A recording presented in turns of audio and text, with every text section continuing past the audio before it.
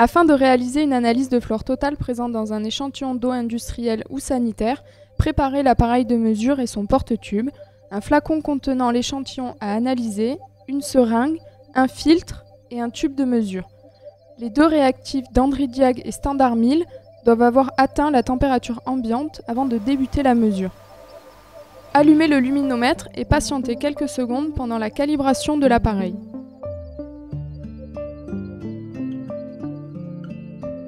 Saisissez la seringue et sortez-la proprement de son emballage. Les éléments qui entreront en contact avec l'échantillon à analyser ne doivent pas toucher le plan de travail ou les doigts du manipulateur. Retirez le poussoir de la seringue et le déposez sur le plan de travail de façon à ce que l'extrémité ne soit en contact avec aucun élément. Saisissez le filtre et ôtez l'opercule de l'emballage. Vissez le corps de la seringue en pinçant le filtre au travers de l'emballage transparent. Vous devez conserver l'emballage du filtre dans un endroit propre du plan de travail. Déposez la seringue munie du filtre. Ouvrez le flacon préalablement rempli de l'échantillon à analyser et versez l'eau à l'intérieur de la seringue. Notez correctement le volume de l'échantillon en vous aidant des graduations de la seringue.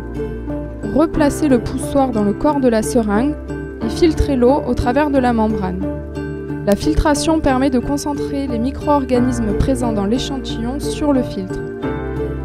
Poussez l'eau jusqu'à ce que les stries du filtre soient à nouveau visibles. Une fois la totalité de l'échantillon filtré, la membrane devient imperméable. Arrêtez la pression sous peine de déchirer la membrane. Déposez la seringue sur le plan de travail et refermez le flacon avant de l'éliminer dans une poubelle compatible. Saisissez l'emballage vide du filtre et y déposez 4 gouttes de réactif Dandriddiag.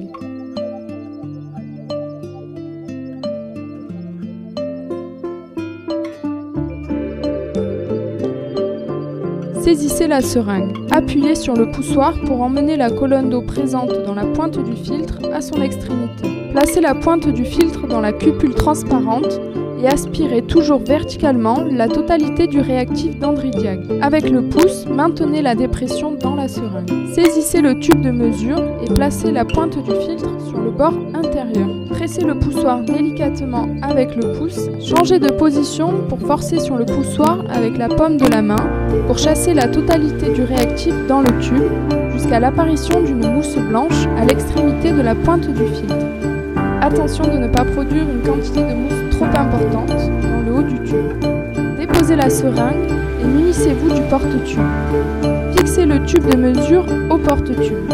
Homogénéisez par un mouvement pendulaire le milieu réactionnel et placez l'ensemble porte-tube et tube dans le luminomètre. Fermez le clapet du luminomètre et lancez la première mesure en appuyant sur le bouton vert Enter. La lecture de la réaction se lance pour 10 secondes. À la fin de la lecture, notez le résultat R1. Ouvrez le clapet de l'appareil et retirez l'ensemble porte-tube et tube.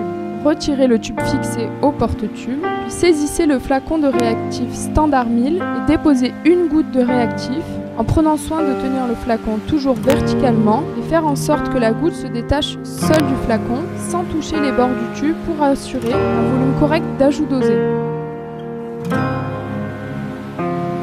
Fixez le tube de mesure au porte-tube.